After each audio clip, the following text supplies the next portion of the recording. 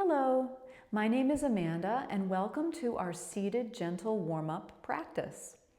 We'll be working through a series of moving our joints, moving some of our muscle groups, getting our energy flowing in our bodies a little bit. And this is a really great practice to do before you take a yoga practice, or maybe even just as a mobility break during the day, getting some mobility into our joints, getting some energy flowing in our bodies. So all you need would be a chair. It doesn't have to be a special chair, but just something sturdy that you won't slip around on. I have mine on a mat, but it doesn't have to be on a mat. You could just have it on the floor or a rug. And let's get started. So sitting on your chair, let's just take a moment to set up. Our soles of our feet are flat on the floor. Our knees are about hips-width distance apart. Our hips face forward, our chest is open, shoulders face forward, neck is long, and the crown of the head gently reaches towards the sky. So that's how we set up for a really strong beginning position. We try not to slump back in our chairs, even though it's tempting and might be our habit. We try to engage the core, pull the navel towards the spine, get a little bit taller, and that's a great way to begin. So starting with our feet, let's raise the toes of one foot and drop them, and then the other foot, raising the toes and dropping them. So practice that a few times, and maybe when you're lifting the toes up, can you fan them out? So if they were the fingers of your hands and you're lifting them up, can you fan them out to the sides? And that can be very challenging for many of us. So raising the toes and lowering them, trying to fan them out, get some space in between the toes, and lowering. Now can you lift the heels? So you could start one at a time, and then you could take both heels off the floor at the same time, or continue one at a time. Either way is great. And then you could even lift the toes and lift the heels, combining the two movements, and almost like you're rocking back and forth on your feet. Again, if they were your hands, you'd be rocking back and forth. And then bringing them to the ground. Then bringing the knees over to one side and then the other. You can see what that feels like on the foot. So when you go to one side, you're feeling the outside edge of one foot and the inside edge of the other foot. And then going to the other side, you get the reverse. So if you do that back and forth a few times, you're really starting to feel what is the footprint that you have. Where is the connection between your foot and the ground? And it's really important, and it's part of why we start our warm-ups with our feet and we work our way up the body, is because we're so dependent on our feet for so many things during the day. And it's really good to give the feet a little bit of extra attention. So bringing your soles of your feet back to the floor, bringing one foot out forward any amount, and we'll start by flexing at the ankle. So when I flex my foot, the toes are pointed up, or at least a little bit up, and then moving the toes to point more towards the ground. So it doesn't have to be like a ballerina pointing her toe, but just the movement would be trying to have the toes reach towards the floor.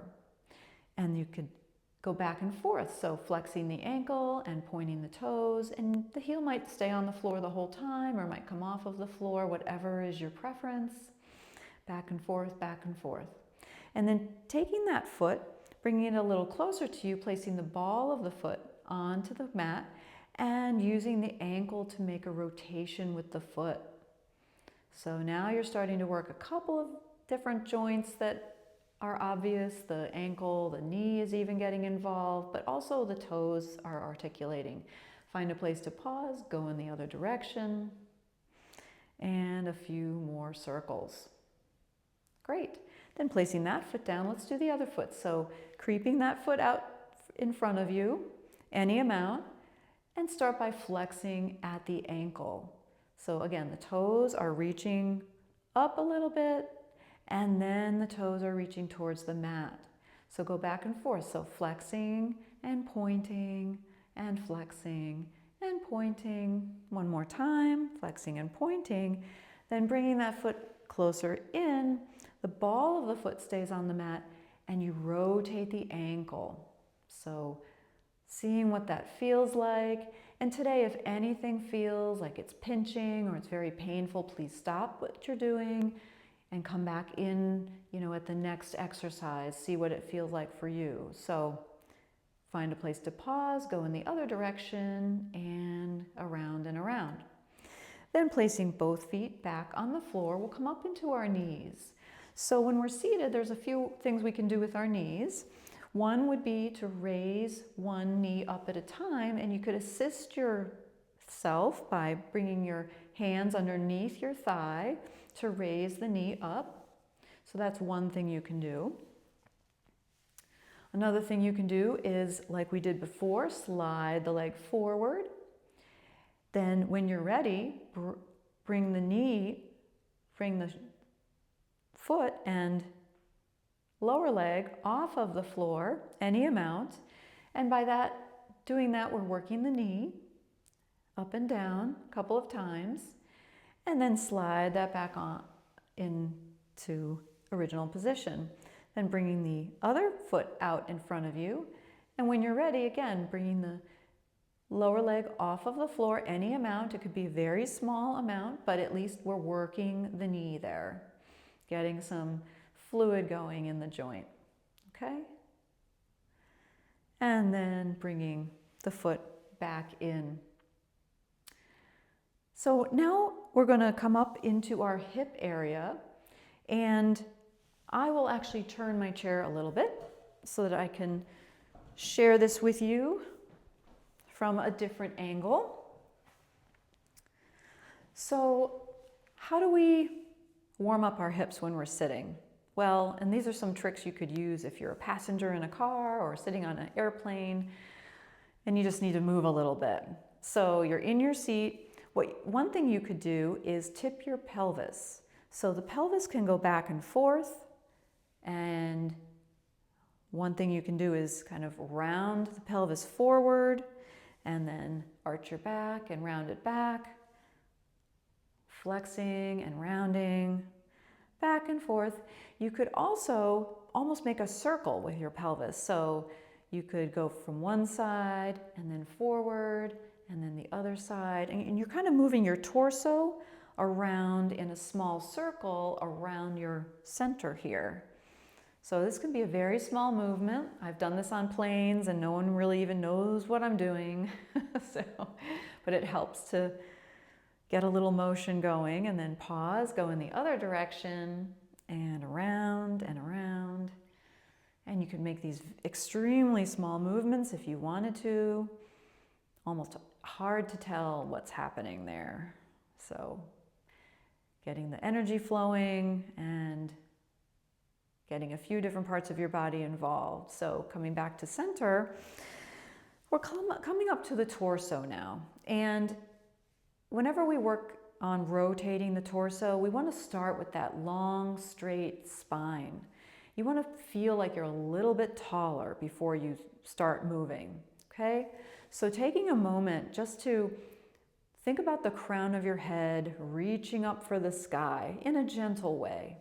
Think about your spine elongating, having more space between the vertebrae. So with that, when you inhale, get taller, and then exhale, start to just turn very gradually to one side. Maybe you're looking in that direction, you're not forcing anything, like you're not gripping onto the chair to pull you further, you're just letting your arms fall where they may, and then coming back to center. And then let's try that again. So inhale, get taller, and exhale, twist. And then coming back to center. And if you wish, you could do that twist and repeat it from side to side, and do it keeping the arms a little bit loose, kind of moving from side to side. You might also want to move a little bit forward on your chair just to have a little extra space to move, as long as you're feeling stable and you feel supported in the chair. So try that again. So inhale, get taller, and then exhale, twist, and then pick up the pace, twisting from side to side, looking in the direction that you're twisting. Maybe your arms are a little bit further away from your body, and you're just twisting, twisting, twisting, breathing, breathing, breathing. And then when you finished, coming back to the center. So feel free to move back onto your chair for a little more support if you would like. So now we're going to come up into our shoulders. So again, if any shoulder issues bother you, take it very easy here and listen to your body. So start by bringing the shoulders up and letting them drop, and bringing them up and letting them drop. And then you could let one shoulder come down a little bit and then relax it back to normal position, and then the other shoulder. So bring it down, let it relax, and one more time each side, bring it down, let it relax, bring it down, let it relax. Now bringing a shoulder into an external rotation. So you could start bringing the shoulder front, back, and around. You could do this one at a time. You could do this two at a time. Whatever works for you. Hands could be in your lap, or they could be by your sides, letting the arms flow with the shoulders. Hopefully this is feeling good for you. And then find a place to pause and then go in the other direction. Again, one shoulder at a time or both at the same time. Oh, see if that helps anything in your neck, for instance. Start to loosen up a little bit. And then bring the hands back to your knees or your lap, raising the arms out to both sides. Now, if your hands and arms do not feel comfortable like this and you want to bend the elbow, that's completely fine. We're going to do some wrist mobility, and you can do this with bent arms or straight arms. So starting with hands pressing away like against two walls, and then fingertips pointing down, and then wrist rotations one way, and then the other way, and then reaching out to the sides, get really big, and then exhale and give yourself a hug, maybe around your ribs. Take one breath here, inhaling and exhaling. And then lower the arms, maybe give them a shake. So now we'll bring our chin just a little bit closer to our chest. So this is a small motion. And keep the chin right there. Pause. Breathe. And then when you're ready, moving the head to one side. And then bringing the chin back to center. And then going to the other side and back to center. So we're making a half circle with our head. We're not crunching our necks. We're just taking our time.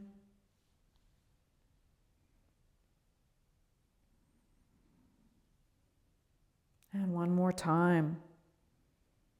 And then chin back to center, and then comes up to the top of our structure.